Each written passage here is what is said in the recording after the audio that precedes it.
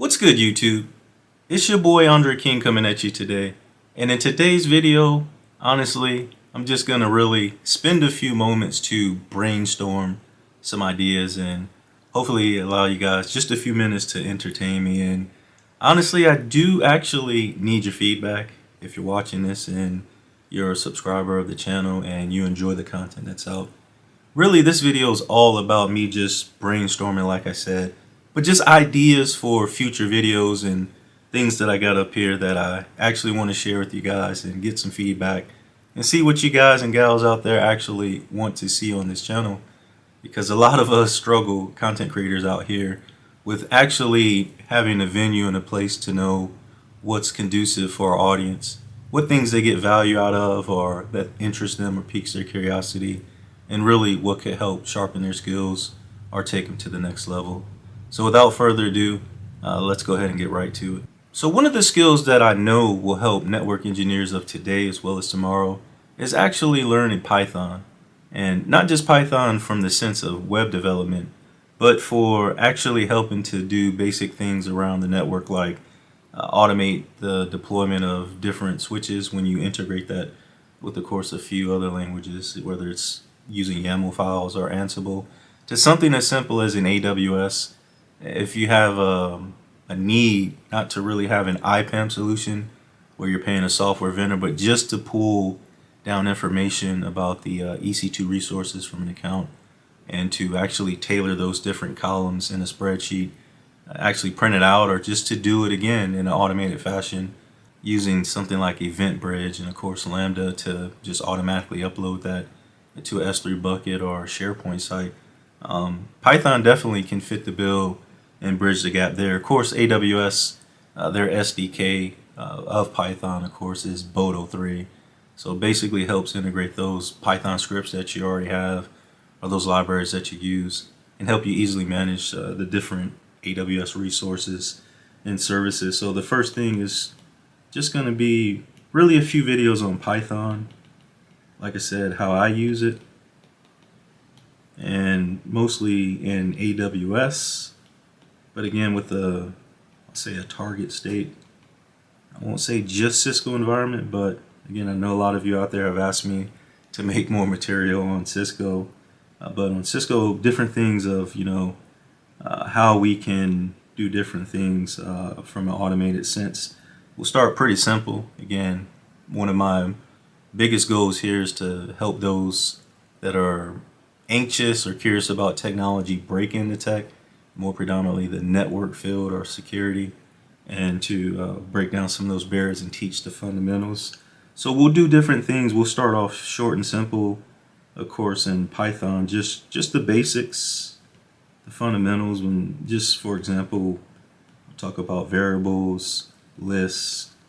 Of course, we need to talk a little bit about dictionaries, and the list goes on, and of course, how to manipulate stuff, how to read or write to files, and of course, close, or if we use, of course, the shortcut with, of course, it does it for us.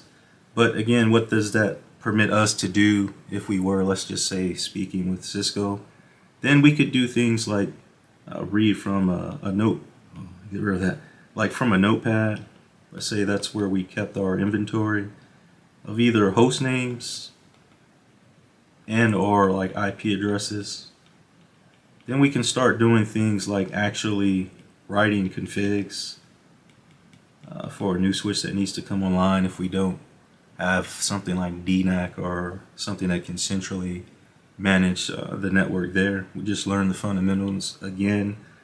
We could do different things like pull the running config, or let's say your manager just happened to ask you out of your 80 or 90 devices, like just what's the current software version. You can simply run a script.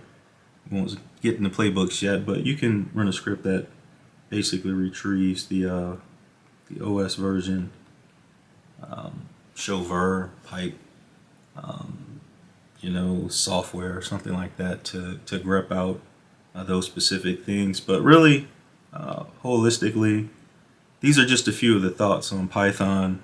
Natively, kind of how I've used it, like I said, predominantly in AWS. Of course, most environments moving to the cloud.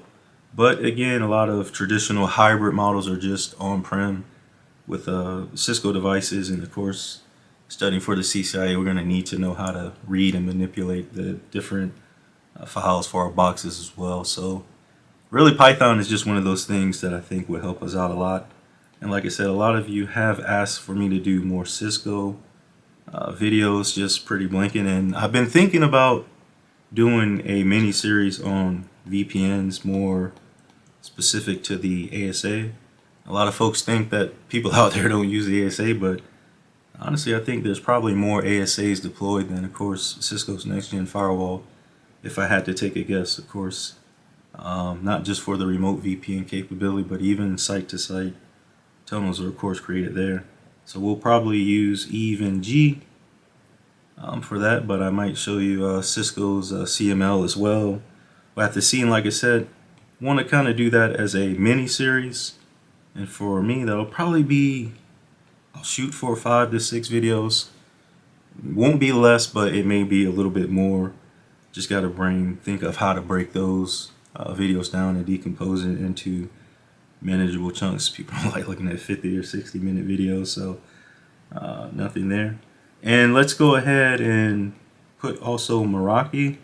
Been actually managing Meraki devices for 2 to 3 years, and it's pretty cool, like I said. But the tough thing there is, of course, thinking of how to show it in a home environment. You can't, or you shouldn't really show a client's environments. Definitely, you sign those NDAs and things like that. So that's going to be the tough part to think, but there's always a way to overcome that.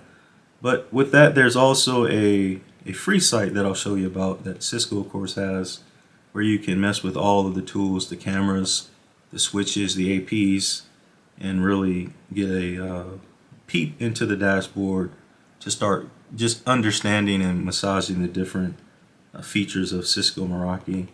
Maybe here in the home, I'll actually deploy maybe 2 to 3 access points and maybe an MX device here. We'll see. But that's probably more tailored towards the summer or something like that. And then again, just my thoughts and again, experience as well. Some of the pitfalls or shortcomings. And maybe we'll speak about the API, of course, which is very heavy for, of course. They do have a limited CLI. People think that you're not able to get into it. It's minimum of what you can do, because most of it, again, through the dashboard is done via the APIs to communicate with those systems, whether it be the switches, firewalls, or the cameras that they have in their portfolio. So that's another thing, is really just to think about Cisco, and maybe even, like I said, with the goal of helping those breaking the technologies take a step back and just introduce my take on layer 2, layer 3 switching and routing as well. So Palo, again, as a few of you may know, again, many have joined the channel here in the last few months, so thank each and every one of you. But the one and only, I say the very first, but really at the moment of this video or recording, it's the only mini series that we have. I don't think it's 10. I think we did about 8 videos on Palo Alto, and I think we didn't go A to Z. I'll say we went A to T. Again, in AWS, we launched it. We did the IP schema. We deployed it. We did PAT, of course, outbound for the port address translations. We actually did deploy the remote access VPN, or from Palo Alto. It's Global Protect. Basic configuration is there, and demonstrated that from our desktop we could connect and then SSH to the firewall with the private IP address, as opposed to coming across on the elastic or public IP address. So we learned a lot, or demonstrated a lot, in that mini series, and actually enjoyed myself and love doing stuff like that. But there's more, of course, to see. And like I said, I think maybe one of the things is to demonstrate some what I call one-off use cases. Thing that jumps to my mind is actually something called, FIPS mode. Yeah.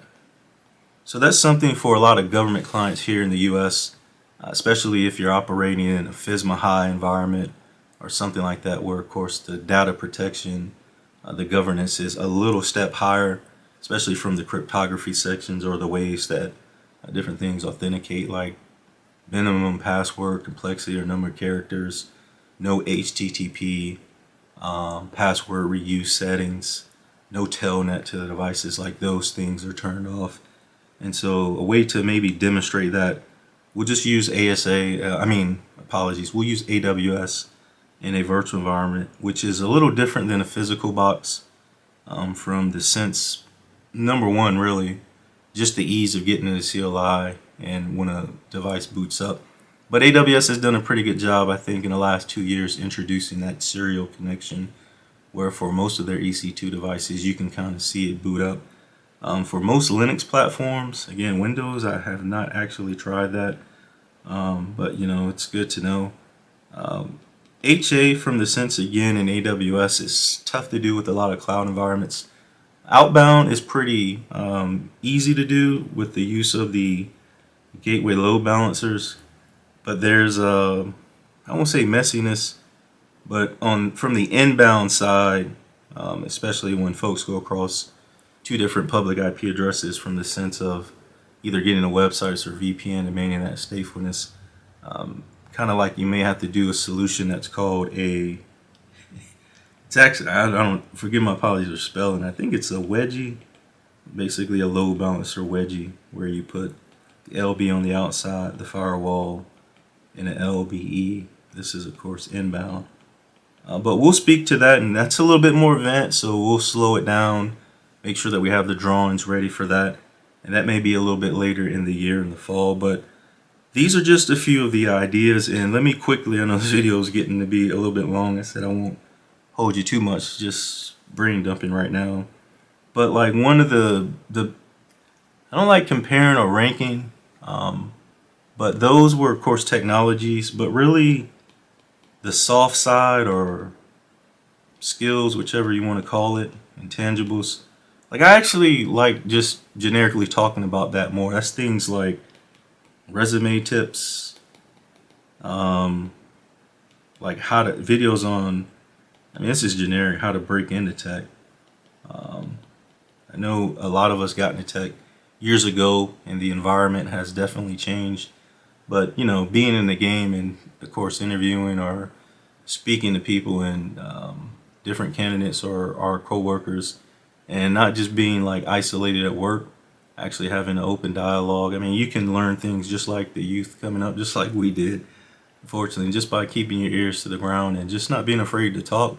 Doesn't mean that, we're going through those same things, but we can peel back that onion just a little bit and glean and infer different things that are going on there, kind of what it takes to succeed.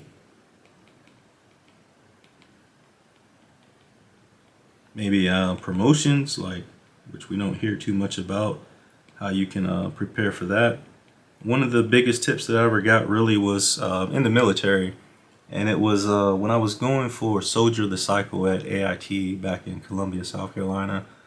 I actually won it, but my drill sergeant there, to prepare me for actually, going through that process.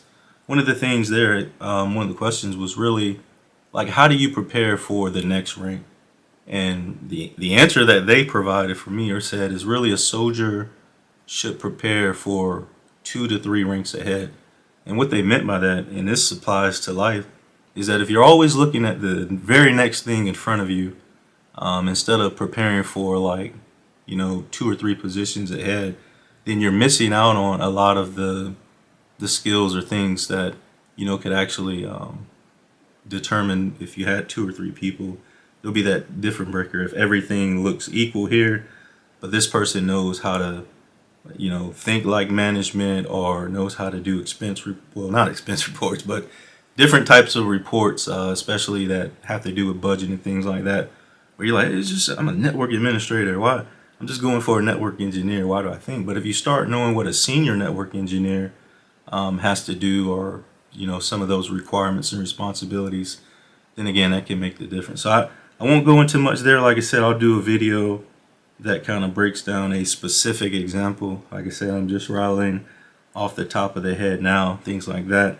This would be something like managing time. So that's like family. Oh, that's terrible. Family versus work versus school versus going out. If you do that these days, a lot of folks stay in, just and really, etc. So a lot of people have competing priorities. I won't put myself in it, but there's folks that go to school, work one or two jobs, or do different side hobbies, take care of the children. There's a lot of folks that have a lot of different things going on, and even that came before us, and they got through life. I mean, it was tough, it was challenging, but they basically woke up, thanks the Lord, and conquered each and every day the obstacles that were placed in front of them without complaining. And really, like I said, one of my biggest things in life is just really being appreciative, and staying a little bit humble, and just controlling the things that are within your immediate control, and letting a higher power, whoever you believe, to take care of those things that are outside of your control. So getting bogged down on a lot of the things that really, and that's unfortunately a big problem, I think, with our nation today.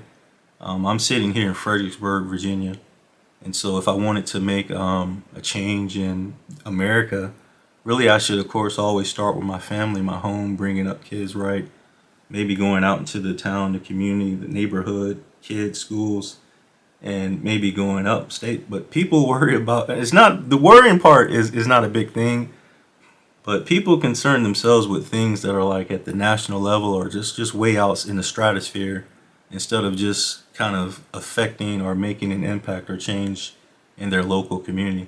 Again, nothing right or wrong, or who am I to say, it's just an observation. I think if we just fix our lens a little bit and focus, like I said, and readjust back on those things that we have immediate control or can reach out and touch, it will make a lot of that stress level or those different things go down a little bit. Maybe definitely won't erase all of that. And like I said, we all have different thoughts and opinions, so I don't really want to go down that rabbit hole. But like I said, really there's just so much here. And like I said, I'm probably going to wrap this one up here pretty quickly. But these are just the competing things up in my head, and trying to think of how to break them down, like I said, into a presentable type of video that each of you out there, the viewer and the supporter and subscriber, wants to see. So this video is, I won't say a plea, but really it's about you, and just letting me know down in the comments, if you don't mind, just even if it's just 3 or 4 words, doesn't have to be long, just a topic or an idea that you think would add value to either yourself or someone that you think might watch the video. And who knows, definitely might shout you out, and you'll be the author of that video. So like I said, I want to thank each and every one of you again out there for always rocking here with me today.